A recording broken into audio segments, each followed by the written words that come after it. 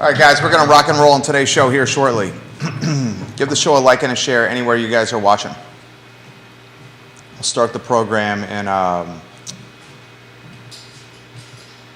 about 90 seconds or so. A lot I want to cover on today's show, and I'll read some topics to you that we're going to talk about. There's a new brewery opening in Charlottesville City, actually.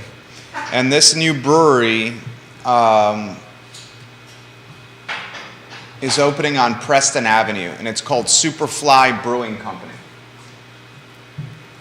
We're going to talk about Superfly Brewing Company today on the program, and I'm going to ask you this question. What do you make of a new brewery in the area? What do you make of a new brewery in the area that has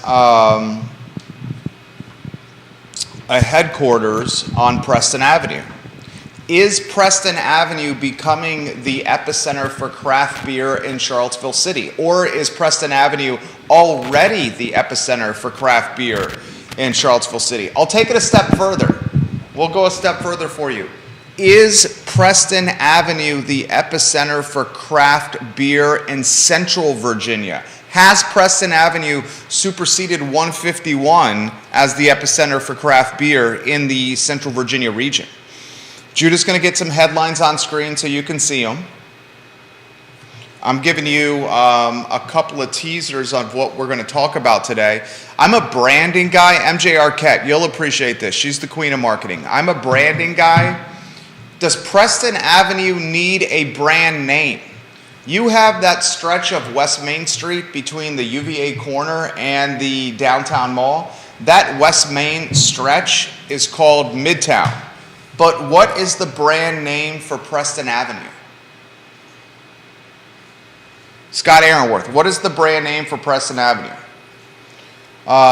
Food topics on today's show. The brand name for Preston Avenue kind of falls in that clip, Scotty Aaronworth. Viewers and listeners, MJ Arquette, Carol Thorpe, Vanessa Parkhill, Janice Boyce-Trevelyan, Sarah Robinson. What is the brand name for Preston Avenue? I want to talk about that on today's program. I also want to talk on today's show Michael Payne's comment on new construction in last night's city council meeting, basically saying you can't build your way into affordability. I'll highlight that, and Judah and I will play a guessing game or a prediction game on who should fill Sina McGill's spot on city council. That decision will be made soon by council, with an announcement expected in their February meeting at the end of February for a new counselor to fill Sina McGill's spot. Virginia Tech and UVA tonight, 7 p.m. ESPNU. The Wahoos are a 5-point favorite, so a lot to cover on today's program. Bodo's is on Preston Avenue, Scotty Aaronworth. That Bodo's stacks paper as well. Judah, how you looking with headers for the talk show? You got them up? All right, they're on screen now. Look at the screen now. We're going to show you a map of where the new brewery is going to open as well.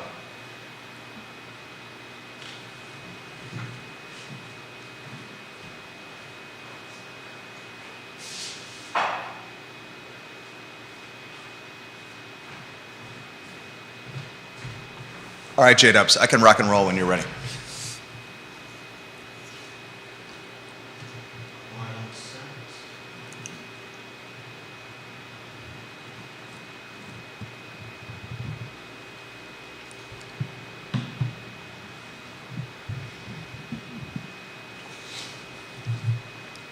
Guys, good Wednesday afternoon. I'm Jerry Miller, and welcome to the I Love Seville show. Thank you kindly for joining us. We're live from our downtown Charlottesville studio in the Macklin building, and today's show is presented by Scott Wagner of Scott Wagner Integrated Medicine. Who's got your back?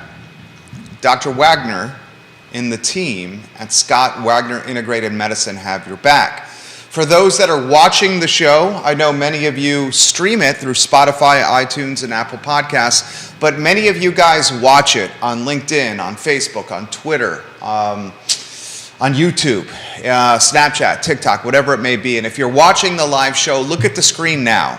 Here are the headlines we're going to be talking about on today's program. I'm going to rattle them off quickly before going to the first topic of today's show, and that's a new brewery opening in Charlottesville proper. This new brewery is going to open at 943 Preston Avenue, and it's called Superfly Brewing Company. Judah Wickower, our director, and yours truly will offer some facts, some who, what, when, where, and why of Superfly Brewing Company, where it's opening, the kind of beers it's already got from a featured standpoint, and what we think of another brewery opening in what seems to be a very crowded and saturated space of craft beer. Remember, Charlottesville City is about 50,000 people. Central Virginia, the region in totality, about 300,000 people.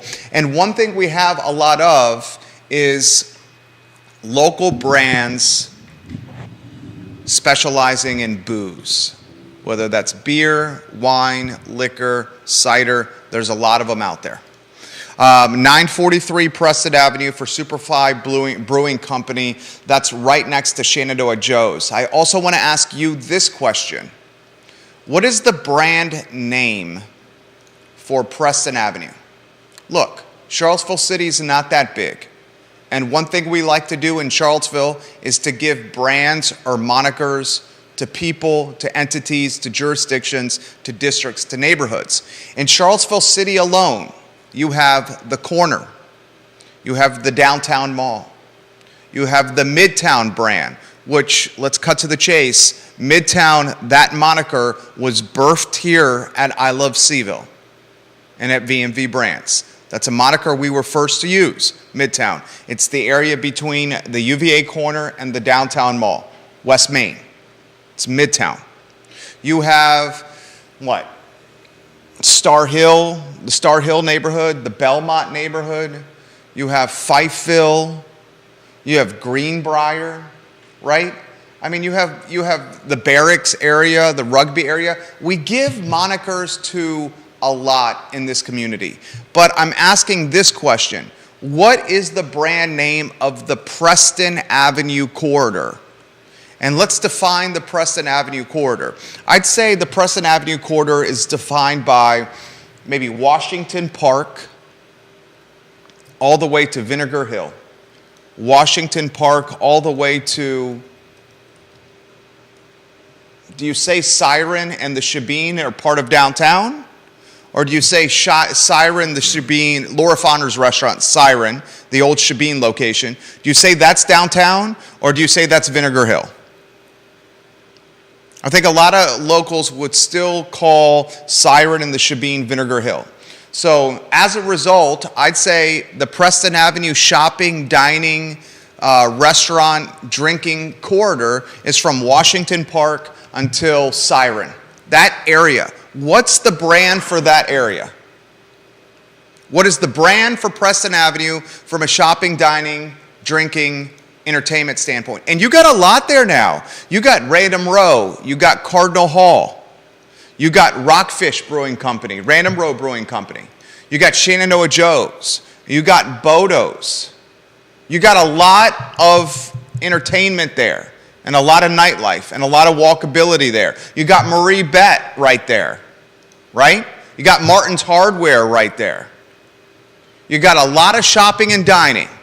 What's the brand for that stretch? I want to talk about that on today's show and offer some ideas. I want to talk on today's show about Michael Payne's comments on City Council last night.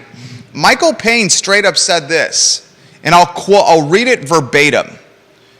Michael Payne, City Councilor, Charlottesville, he says this: "We are almost kidding ourselves if we think the supply side solutions are going to be enough to ever address the biggest need in our community, and we have to invest in subsidies and community land trusts and land banks."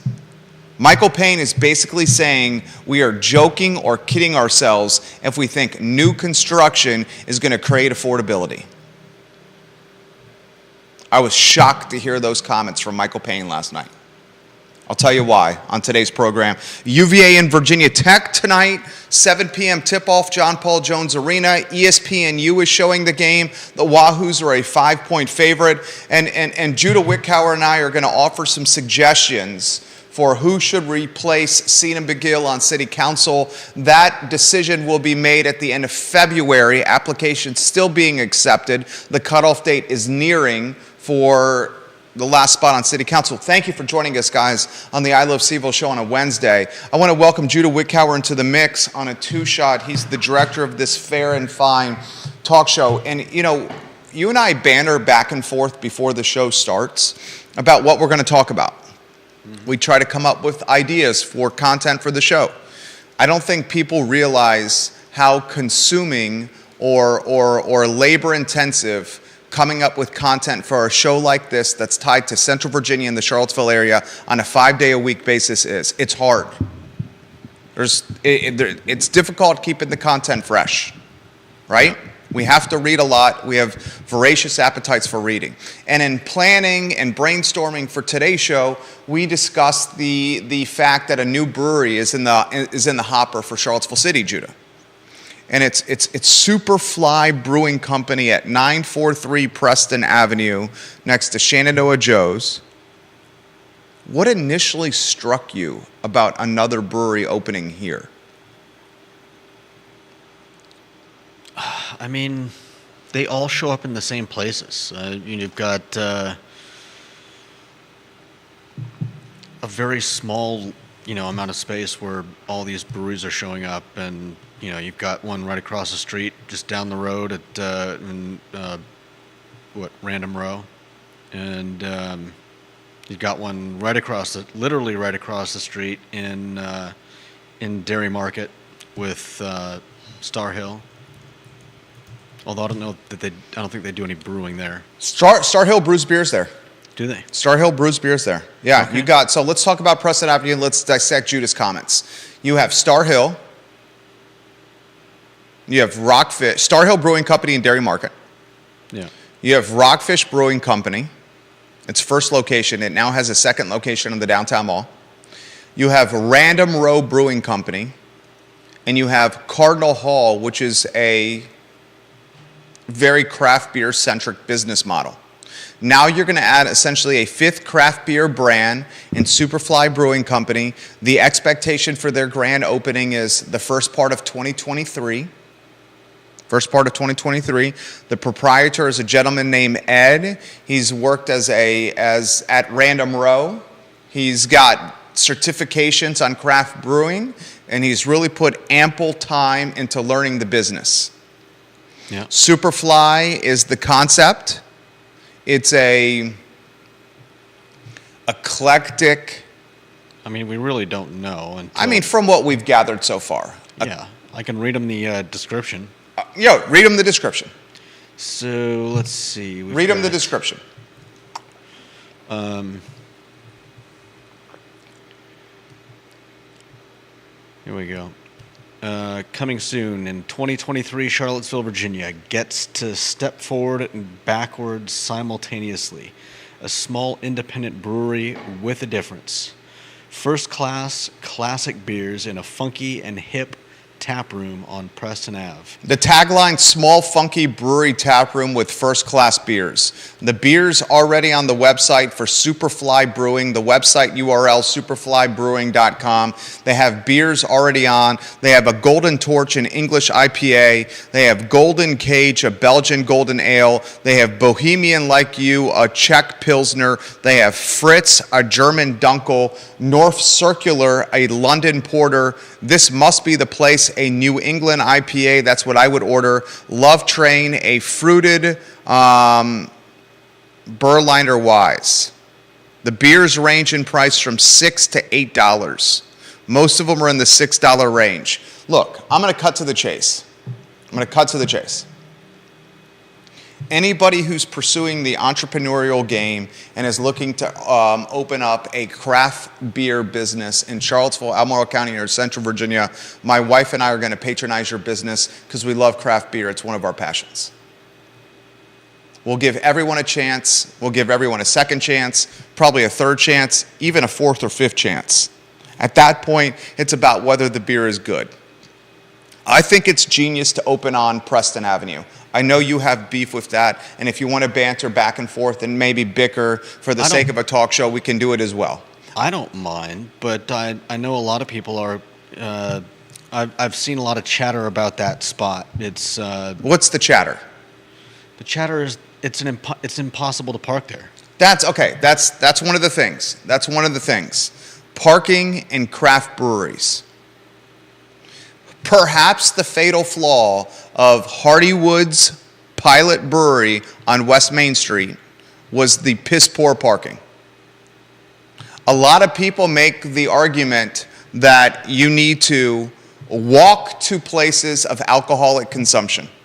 But the reality is, most people are getting to and from breweries and bars, wineries, vineyards, and cideries in a vehicle of some kind.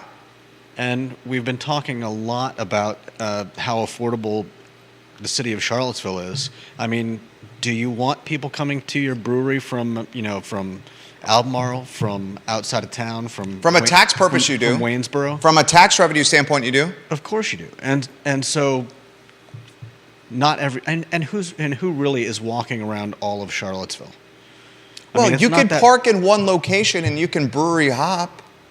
And Preston Avenue, I like the concept of opening another brewery on Preston Avenue because, like the car dealership scenario, where you often see car dealerships aggregated in one location, cough, cough, Pantops, Yeah. You're cough, saying you can cough, stop 29. at- You can do the stop at same one thing with the and- brewery because you can bar hop, you can brewery hop.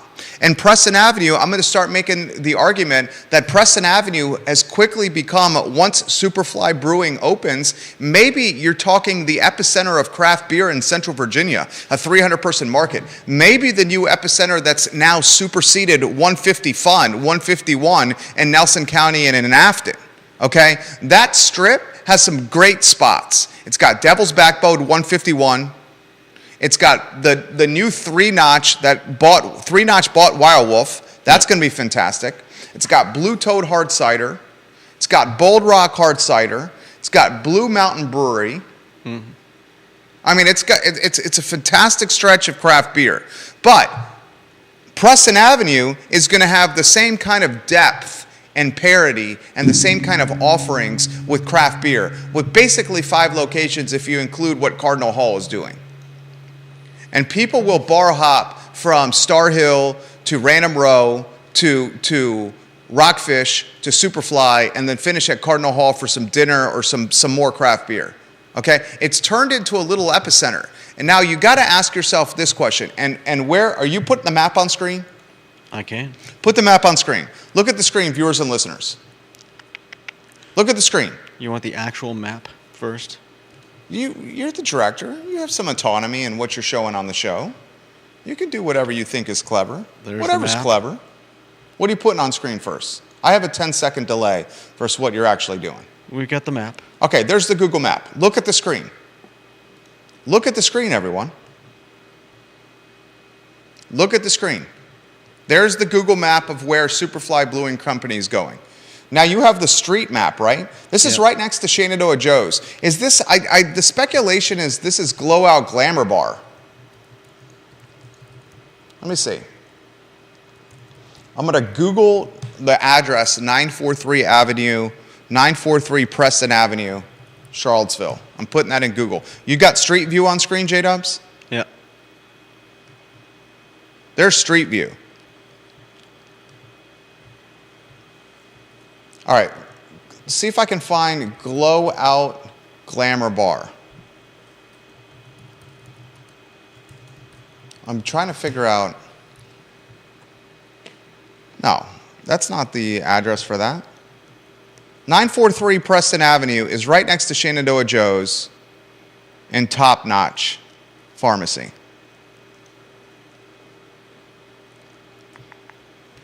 What is the brand of this? Go back on a 2 shot for us. We are. Thank you. Thank you very much. It's Superfly. Superfly is actually showing up on. On Google Maps? Yeah. It just showed up. It just showed up right there. I actually. Oh, I see it. 943 Preston Avenue, Suite 2. It's on Google Maps. It wasn't on Google Maps this morning. No, I didn't see it there either. That's fantastic. So it's literally between Top Notch Family Pharmacy and Martin Hardware. It's like right next to Shenandoah Joe's Coffee Roasters. And look, let's cut to the chase. Shenandoah Joe's and friend of the program, I love this guy, Dave Fafara. Dave Fafara, are you watching the talk show? Someone tag Dave Fafara. Someone text Dave Fafara. Someone call Dave Fafara. Someone talk to Dave Fafara and let him know we're giving him props. I love Dave Fafara, the owner of Shenandoah Joe's. Shenandoah Joe's is an extremely popular brand. And if you know anything about Shenandoah Joe's on the Preston Avenue location, that place is popping. It is popular. And there's a lot of traffic and a lot of parking around Shenandoah Joe's, to the point where Shenandoah Joe's customers are parking along Washington Park on the side area right off Preston Avenue, the side street. If happy hour at Superfly Brewing Company coincides with coffee hour, which I would say is like until 4 o'clock at Shenandoah Joe's, I see people chilling at that Shenandoah Joe's until punch out time, 5 o'clock, 5:30. I mean, it's a place where people are working. That's going to turn into a parking snarl. Yeah. Yeah, that's not going to be fun. But I mean, we'll see. Maybe they've got a solution for it. I'll get to the comments from Kevin Yancey, Scott Aaronworth, Todd Rath, Philip Dow, Paul MacArthur, MJ Arquette here, Janice Boyce-Trevelyan in a matter of moments. Do you want to make a comment or offer any perspective on IPAs? On IPAs? You and I differ on this talking point, but I know you have a comment to offer on IPAs. I mean, I know the argument is that that's what everybody's ordering, but when you go someplace and they have 8 beers and 4 of them are variations of a pale ale. I mean, you've got your IPAs, your DIPAs, your DIPA. DIPA. Why is it DIPA and not DIPA? Or DIPA. DIPA. DIPA is DIPA. You've got New England pale ales. You've got American pale ales. I'm sure there are probably more that I haven't heard of yet or just don't care about. But it's a little bit crazy. All right, so not only are you saying there's a craft beer saturation, but you're saying that craft beer saturation locally is birthing another saturation, and that's an IPA saturation. I don't know if it's birthing it. It's already, I think it's... You do have a lot of IPAs. You got hazy IPAs, you got DIPAs, you got IPAs, APAs, like he said, New England IPAs, you got a lot of IPAs. Yeah. The reason you have a lot of IPAs is that's what people are ordering. It's a hop head consumer right now in craft beer. And people have made arguments that sours were going to be the next cool thing. I don't know if any... Reason came into the area with its brewer master who had experience at Maine Brewing Company, and he said he was going to do a completely different beer menu that was not super IPA focused. Reason made great beers, but I wouldn't say they got a ton of market share. If you're talking the most popular beers in Central Virginia from Central Virginia breweries right now, the beers that immediately come to mind, the Minuteman from Three Notched, the Missile from Champion, the Full Nelson from Blue Mountain Brewing Company, the New England IPA from Rockfish Brewing Company, the Northern Lights IPA from Star Hill Brewing Company. You get my point. Yeah, I mean, you're the saying... The flagship beers of the area and the flagship breweries of the area. Devil's Backbone's flagship beer is the 8 Point. It's an IPA. The flagship beers from the flagship breweries of this local area are IPAs. So that's why they're brewing IPAs. And I get your point that if someone can come in and figure out in an approachable or ubiquitous way to brew a beer that's not an IPA and brand it and get it out to the masses, then maybe that brewery can gain market share. I think that's a legitimate point you're making, and it's a good business strategy. No one has succeeded in doing that so far. Who has succeeded in doing that so far the best? I mean, that's That's a tough question. I mean, that's like Shower beer, Champion. Hunter's got two beers that he built badass brands for. The Missile. Shower beer's not a pale ale. Shower beer is not a pale ale. It's been a long time since I've had Shower beer is not a pale ale. Hunter Smith, the owner of Champion, has got two beers that he built bona fide brands for, and that's the Shower beer, which is the Czech Pilsner style beer, and Champion Missile. What other beer in Central Virginia, non-IPA, would you say is iconic? The Ghost for Three Notch is an APA. I put that in the IPA category. What I would say other... the Blue Mountain, what is it, Dark Hollow? I don't know if that's iconic. I like the Dark Hollow. I mean, that sells out like days after they come out with it. Iconic means it's ubiquitous and purchased 365 24/7. Okay. I'm not saying, I don't think the Dark Hollow is being purchased on a 100-degree summer day. No, probably IPAs not. still I don't are. even know that they brew it in the summer. My point exactly. I love the gingerbread stout from Hardywood, but I wouldn't say the gingerbread stout from Hardywood is a 24/7, 365 beer. No. Is the beer that was brewed locally, that's a non-IPA, is the most iconic one the Shower beer from Champion? Vienna Lager, maybe? That's a good one. Vienna Lager's a good one. Devil's Backbone. That one's iconic. Yeah. That's a darn good one. That's my friend's go-to. The three most iconic beers for Three Notch, I would say, are Minuteman, Ghost, and 40 Mile. Yeah. But is that because they put them... That's because they sell. Okay. And because they sell, they brew a lot of it. Because it's a for-profit business. Now, take it a step further. What's the brand for Three Notch? What's the brand for Preston Avenue? We're in the branding business. You want to give it a name? Guys, viewers and listeners, we legitimately were the first to brand and moniker the area between the downtown mall and the UVA corner, West Main Street, as Midtown. That was something that was birthed at I Love Seville and at VMV Brands, and we call that area now Midtown. We birthed that. Let's birth a brand for Preston. Todd Raff, the owner of Blue Toad Cider, says Uptown. If West Main Street is Midtown, then Preston Avenue is Uptown because the road is parallel to Midtown, West Main Street. It's also higher up, more north than the downtown mall. Is that Uptown? Is Preston Avenue Uptown? Talking this I don't know. I mean, right now. Good call on Uptown. What's your suggestion? Midtown North? Midtown North? Woody Fincham, good call on the Vienna Lager.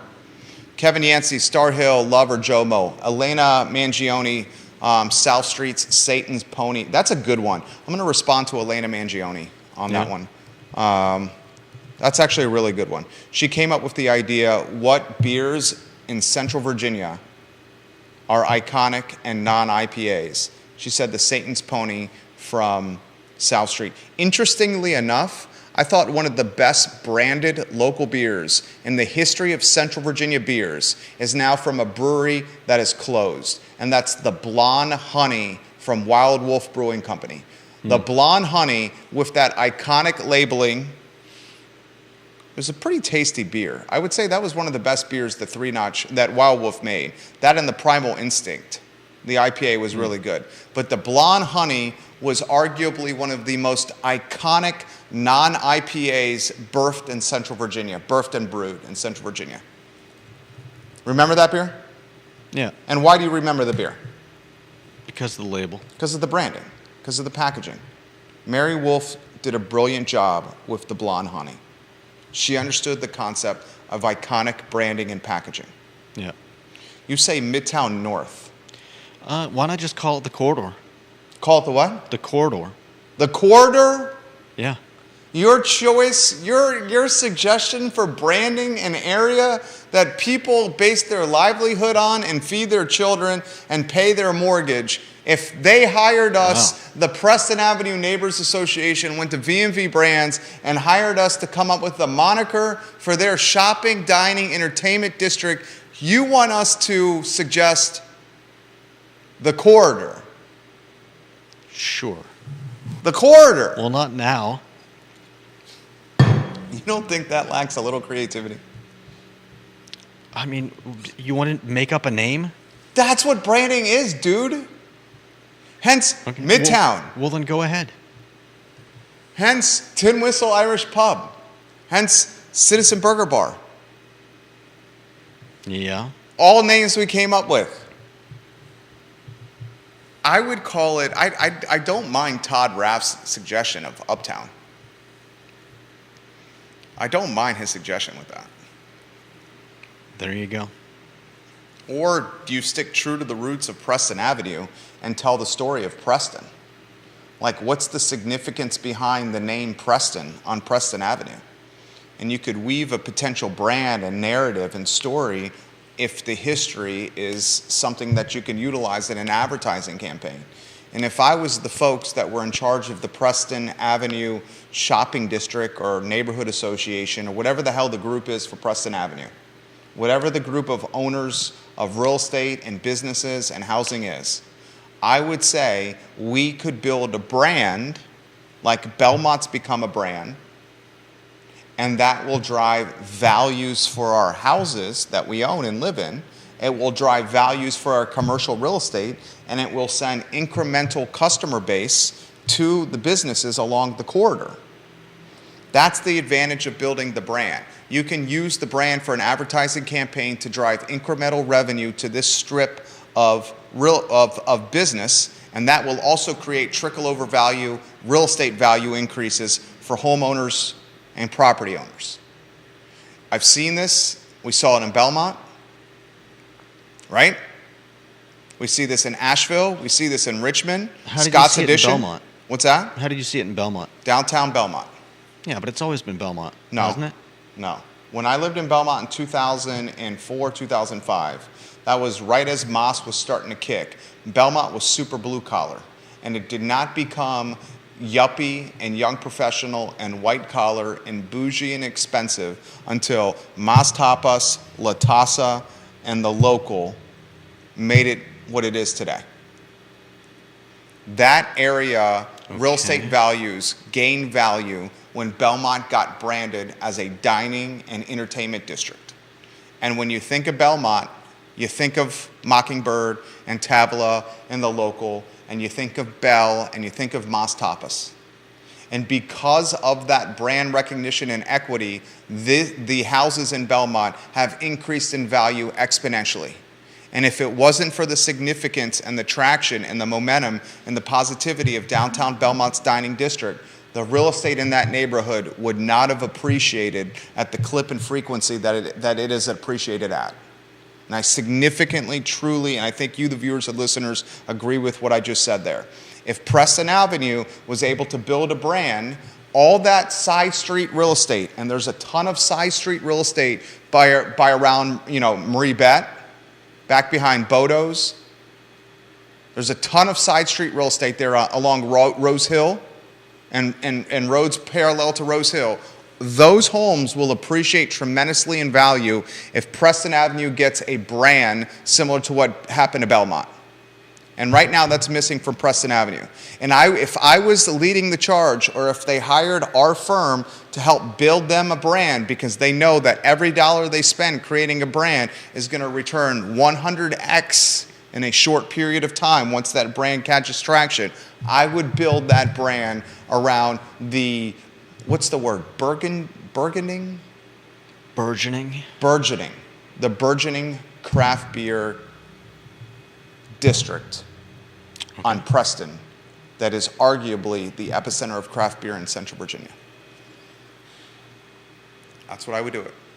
All right. Well, then what's your name? I mean, I'd have to look in the significance of Preston. Do you have any kind of narrative or history on Preston? of Preston Avenue? I don't. I don't. I mean, we should look into that. I mean, you could potentially... Preston owned and lived along the roadway. Oh, there's a Preston Avenue Civilpedia. I can read from this. Yeah. Preston Avenue is a road in the city of Charlottesville which extends from Ridge McIntyre Road to Barracks Road, connecting North Downtown with the Barracks Road Shopping Center. The roadway is characterized by a large landscape center median featuring an art-in-place installation. Preston Avenue is lined with a mixture of light industrial and warehouse facilities. The Coca-Cola building is a notable property on the roadway. History.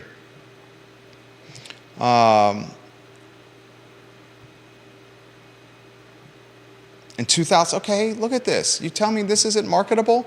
In 2019, City Council voted to change the name to honor Azalea Minor Preston, an African-American educator who taught in segregated schools between 1922 and 1933. The area we're talking about is named after an African-American educator who taught in segregated schools between 1922 and 1933. I could undoubtedly build a brand around that. There you go. Undoubtedly build a brand around that.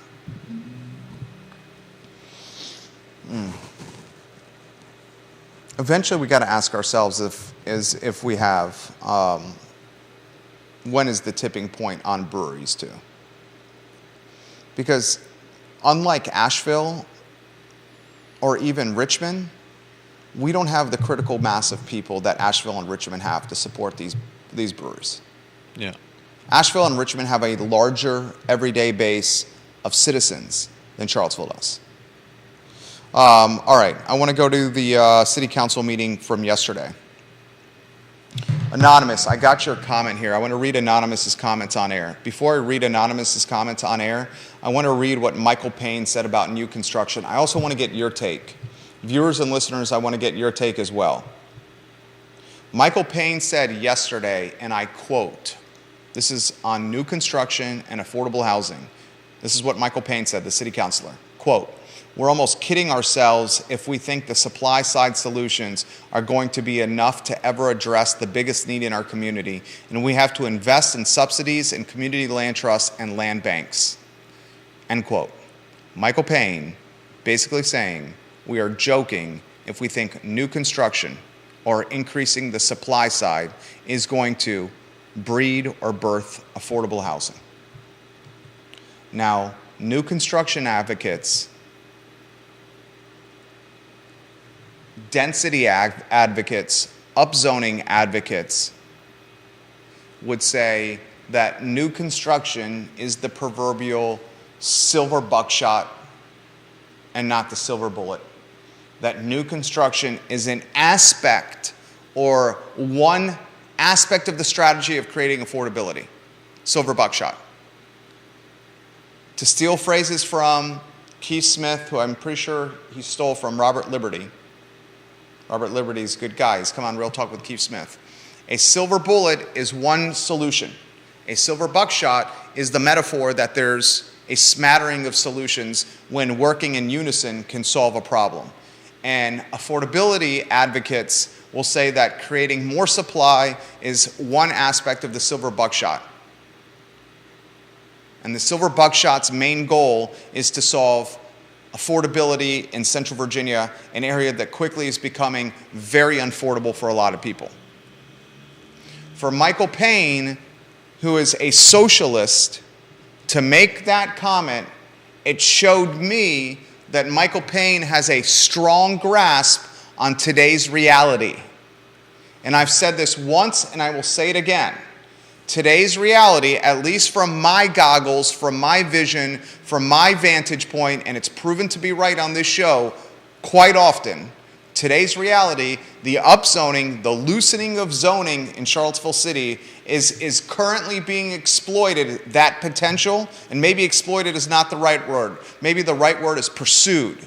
The upzoning, the loosening of zoning in Charlottesville that's on the near horizon is being pursued by wealthy speculators and investors. And they're scooping up property at expensive clips. And why they're expensive clips is because these properties are trading on upzoning potential and increased density potential. And because of this increased density potential, speculators can buy property now, wait for 6 months to go by, and potentially tear down the property they buy, and 4, 5x, 6x, 7x the amount of bedrooms or doors on that parcel they purchased. And when you're able to add density to something you buy, you can get more return on investment because you can collect more rent. But one thing that's missing that a lot of people are not highlighting, but I continue to do so, the property that's being purchased today by wealthy speculators is at a premium.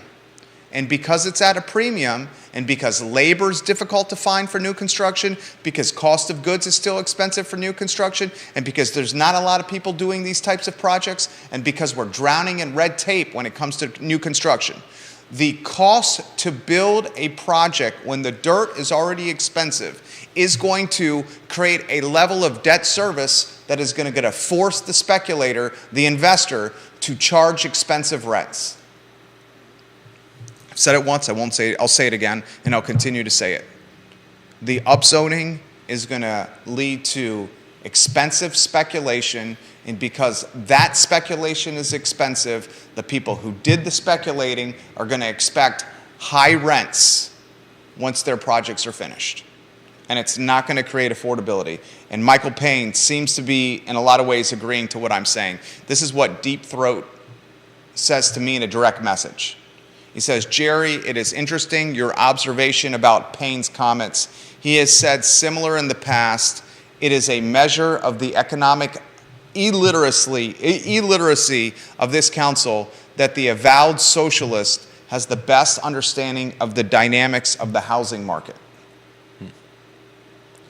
I think that's a strong comment from Anonymous, the Deep Throat of the I Love CVille Network. I think that's a strong comment. And I know this isn't your ballywick, but this is what I think is going to happen. Come the middle of this year, Judah, when council approves upzoning and relaxes zoning ordinances, you're going to see new apartments built, no doubt about it. And those new apartments are going to be in place of single-family detached R1 property.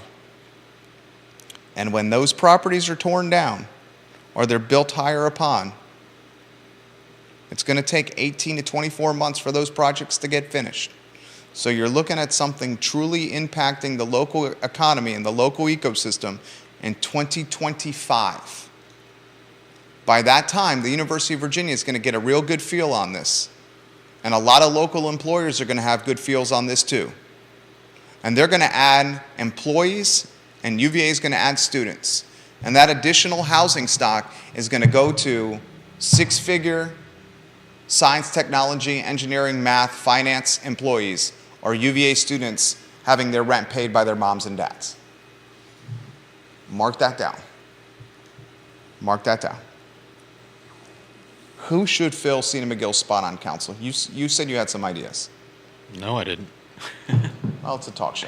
Hopefully, for the sake of talking, you will come up with suggestions and keep the conversation fluid and crisp and going with your charming personality. Let's see. I mean, I'd like to see someone on the other side of the aisle. I'd like to see someone, I don't know, maybe someone like Connie. Connie Sylvester would be great if she wanted to, get into CVille politics. I don't know if she lives inside the CVille limits, though. Kevin Higgins says you should run. Me? Judah lives in Albemarle County. Yeah. That's the first thing you should say when someone says that. You live in Albemarle County. Would I like to see someone from the other side of the aisle on council? Yes.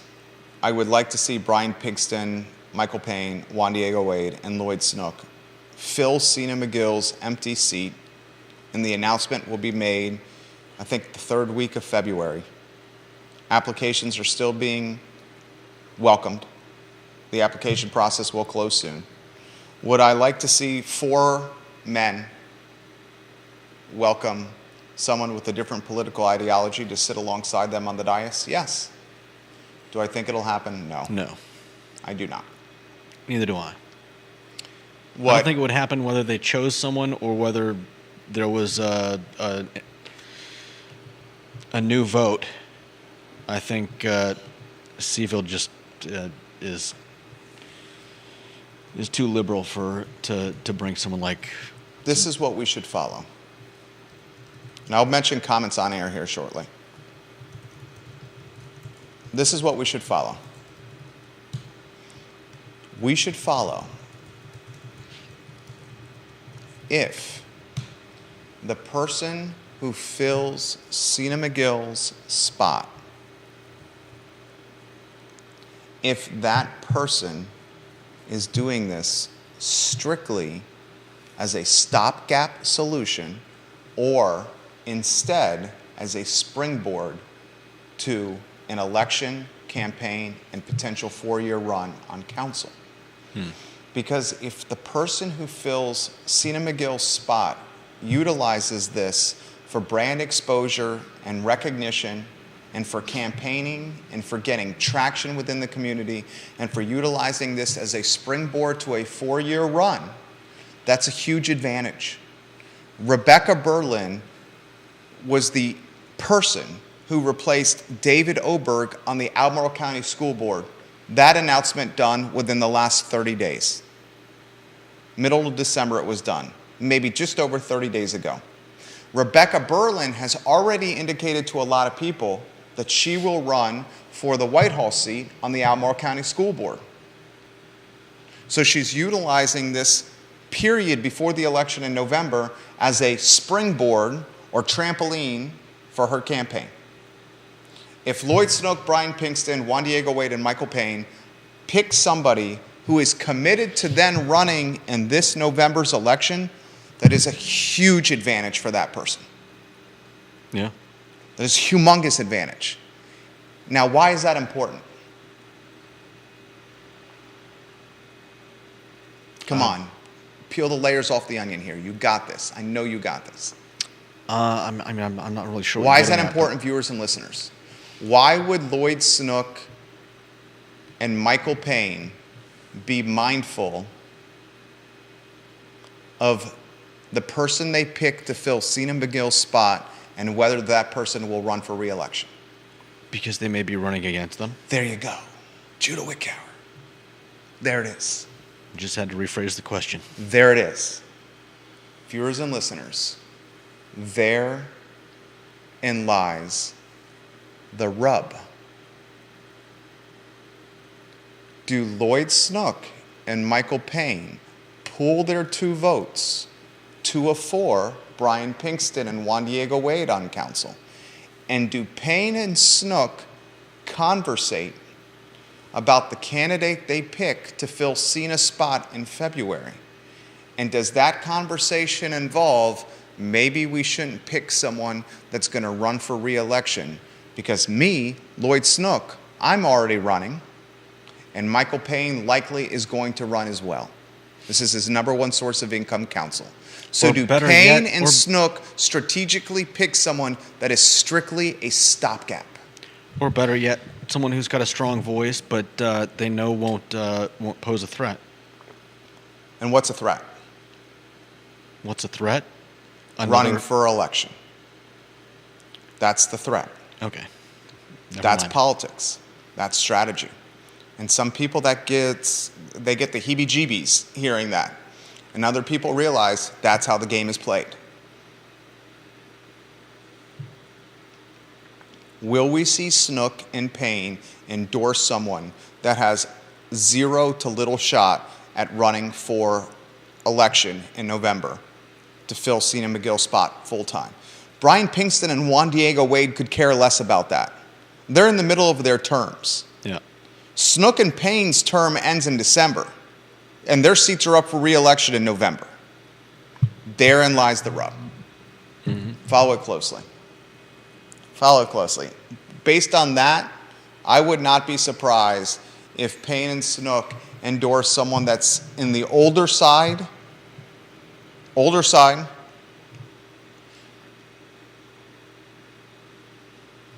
but time will tell. Time will tell. Carol Thorpe, the queen of Jack Jewett, and she knows politics inside and out, says the Charlottesville Dems have already handpicked one or two referred available options who submitted their applications post-vetting. The broader application process is much like school renaming surveys and committee process. It's all for show. I'm curious to see how much call the Seville Democratic Party has on this, Carol, and how much call Payne and Snook have on this. Time will tell. Time will tell on this. All right. Last item out of the notebook before I get to your comments.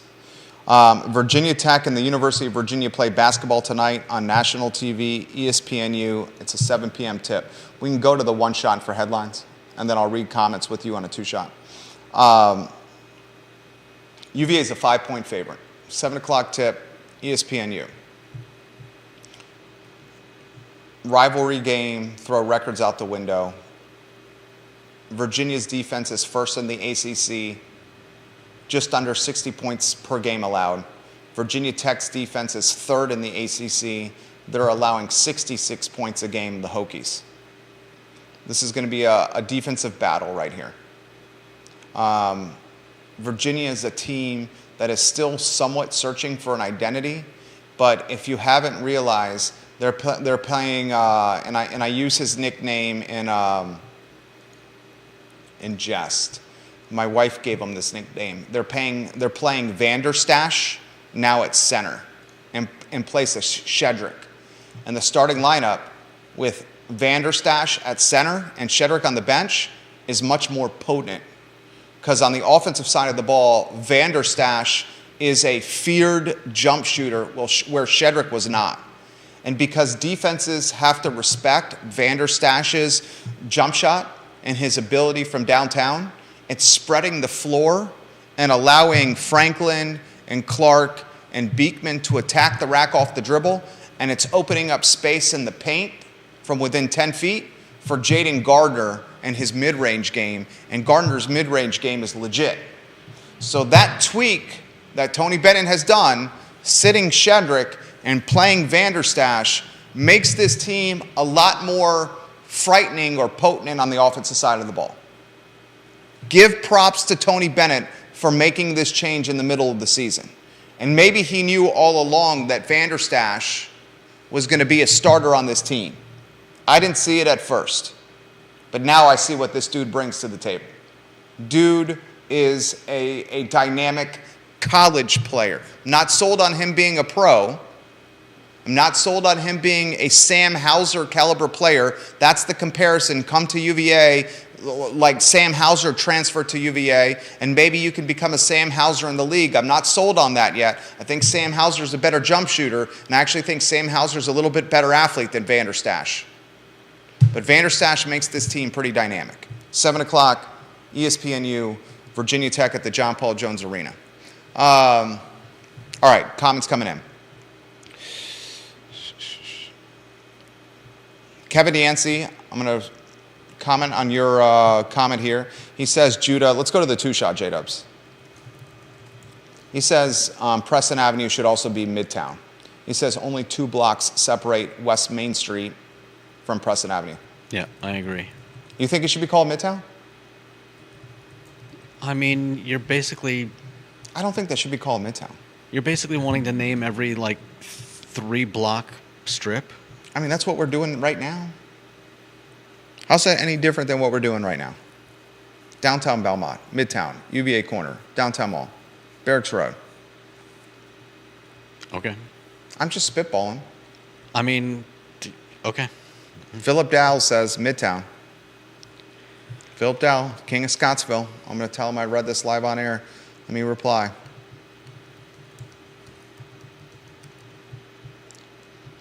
Comma, I read this live on air. I mean, viewers and listeners, do you think it should be Midtown? I mean, if somebody told me some fancy name and I wasn't sure where that was, and then they said Preston, I would say, why didn't you just tell me Preston to begin with? Here's why I don't think it should be Midtown. What are the neighborhoods around Midtown? I don't know. Yes, you do. What neighborhoods are along West Main? What do you mean you don't know? What neighborhoods are along West Main? What do they call? I don't know the names of all the neighborhoods in the town. Fifeville, Okay. Star Hill, Okay. those are the neighborhoods along West Main. Okay. Fifeville and Star Hill. The neighborhoods along All right. the neighborhoods along Preston Avenue are that Rose Hill neighborhood. You're saying because they're bordered by different neighborhoods, they need different names? Yeah. Okay. And if you're of the Rose Hill Neighborhood Association, and I'm confident Rose Hill has a neighborhood association, if you're of the Rose Hill Neighborhood Association, it would do you justice and create return on your investment to differentiate your housing stock from Fifeville's and Star Hills.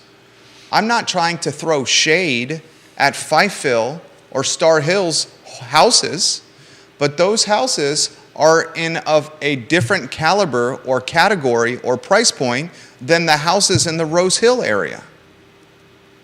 You would not want your brand to be synonymous with Midtown if you own homes in the Rose Hill neighborhood, because you would want a brand that's separate from Midtown's because your price point is separate and different than Midtown's. I mean, hell, you could even call it the Rose Hill District. You could even call it the Rose Hill District. It's a prominent road. It's right off of Preston. But if you're of that neighborhood, you want your own brand. Okay. Carol Thorpe says this: Lloyd Sinook, Brian Pinkston, and Juan Diego Wade are all company men of the Charlottesville Democratic Party and beholden to the party. Michael Payne is the lone man minority on the outside looking in without any power in this matter. There's some truth to that for sure. That's a good comment. There's some truth to that. Interestingly, Michael Payne was on the Nakia Walker Get Elected committee before Michael Payne ran for office. Paul MacArthur says this: I feel like Charlottesville area business don't factor in market saturation when deciding to open. I think so much truth to that. Paul MacArthur is the king of Southside. That's in regards to the brewery. Yeah. Right? I mean, it's one thing to pursue your dream. And dude, I'm an entrepreneur who's worked for myself for 15 years, where every morning I woke up and had to figure out a way to drive revenue for team members and my family. That's the first thing I think of in the morning. Okay? And speaking as someone who pursued the American dream of business ownership and launching a business, there's such thing as having an American dream, and then there's another thing altogether of having like an American pipe dream or an American hallucination. An American dream is more strategic with its decision making, where you're choosing to make moves based on market intelligence and hedging and strategic risk taking. An American hallucination or an American pipe dream is doing something without considering consequences or saturation points or hedging or risk-taking strategies. Like building a water park for Eskimos. Like, I don't know. I mean, what are the most competitive spaces of business in Central Virginia? Paul's in one, realtor, restaurants, coffee shops.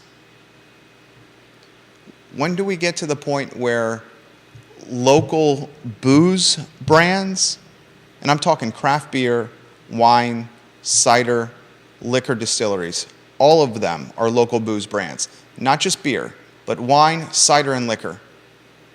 When do we get to the point where we're at pinnacle or peak saturation with local booze brands? It's a 300,000 person market.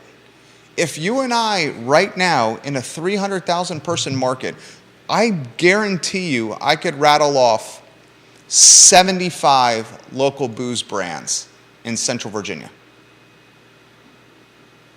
Guarantee you I could do that. Liquor, wine, brewery. That's one local booze brand per 4,000 people. Yeah. And 300,000 people in Central Virginia is not even the baseline for local booze brands, because some of those people are kids and can't booze. Some of those people are sober, and some of those people have health issues, and some of the people just don't want to drink. So how many of the 300,000 people are likely actual customers? 200,000? Take 100 off the top. Of that 200,000, you divide that by 75, you're now at 2,666 local booze brands per people. Throw in another headwind of inflation, of American high credit card debt, of the fact that Albemarle County real estate assessments just jumped 13%. They were 8.4% up last year. In 2 years, we're talking 24% nearly increase in real estate assessments, back-to-back years. You throw in eggs, you throw in groceries. Did I say gas? That's other headwinds. It's expensive. Yeah.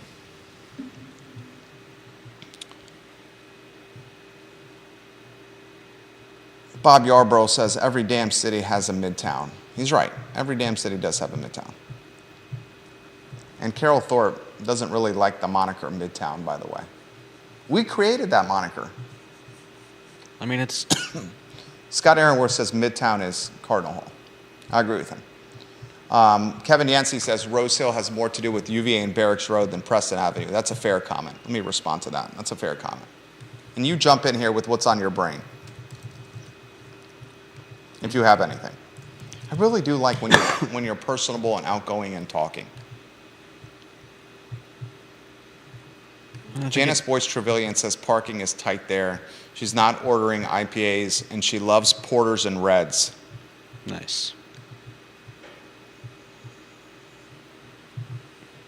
She says Dairy Market is the anchor of Midtown. She calls it the market. Vanessa Parkhill says, Michael Payne is a socialist. He will always favor a government solution over a market-based approach that promotes private property ownership. That's a fair comment. That's a fair comment. I'm responding to her.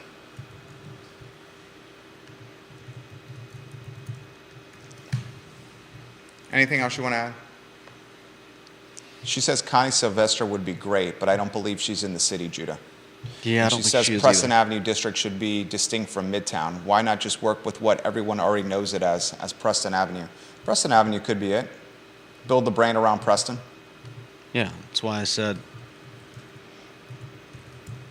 it would be odd calling it something else when it's literally just like what? So you'd call it the Preston District? I mean, it's what? You'd call it the Preston District? It's a few blocks. You want to give it a name? Preston Hills is what Bob Yarborough, the king of Redfield, says. Preston Hills. Preston Hills. What is that, a mix of Preston and Rugby Hills? Because I think Rugby Hills is the neighborhood right next to it. I think that's what he's going for there. All right, we got a 1:45. Closing thoughts? People like your closing thoughts. Do it for Juan Sarmiento, who's watching at Charlottesville Albemarle Transportation. Oh, man. Closing thoughts? Well, We do closing thoughts every show. Every show we do have closing thoughts. And I was just about to give them. Okay. Every show you look surprised when closing thoughts comes up. It's because I'm not very good at giving closing thoughts. So, You're I mean, good I at would giving- say that you're good at I giving hope closing that, thoughts. Superfly comes out with some. I hope they stay true to their name and really go funky with some of the stuff and just try some things out and give us some interesting beers that are worthwhile. Rather than flooding the market with more of the same. And yeah, I know they got to have IPAs. I don't care. They can have their IPAs. Just do something else that's notable. Those were good closing thoughts. I like those closing thoughts. Good job. Scott Aaronworth says we'll see you guys in 4 weeks. All right. He's coming in 4 weeks. Nice. Yeah. The king of Virginia Beach might be the biggest foodie in Charlottesville and Central Virginia. He does Might these be. things called foodcations, where he visits Charlottesville for 4-day benders, and he spends 1,000 plus on dining, eating, and just gluttony. It's beautiful. It's just so beautiful. I absolutely love it. All right, closing thoughts for me.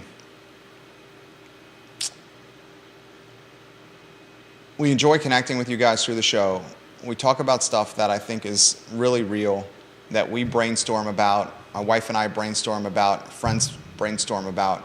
Some of the conversation can be difficult from an awkwardness, but it's just meant to, in the grand scheme of things, make this area a better place. I mean, that's all I'm looking for from Central Virginia. I have 2 sons. One of them is now 7 weeks old, and the other is almost 5 years old. And my wife would love nothing more, my wife and I would love nothing more than our 2 sons staying in this area and raising their families in this area and continuing a professional and personal path in Central Virginia so we could be near them. I think about things like that now as a dad. What's this place going to be like 50 years from now when our 2 sons are raising their families in Central Virginia potentially? And I just want to leave it in a better place for them. That's what I want. I want to leave Central Virginia in a better place for our 2 sons and their families should they choose to call Central Virginia home. It's one of my passions now after being a dad. All right, that's today's talk show. Thank you for joining us. You guys have a good afternoon and take care.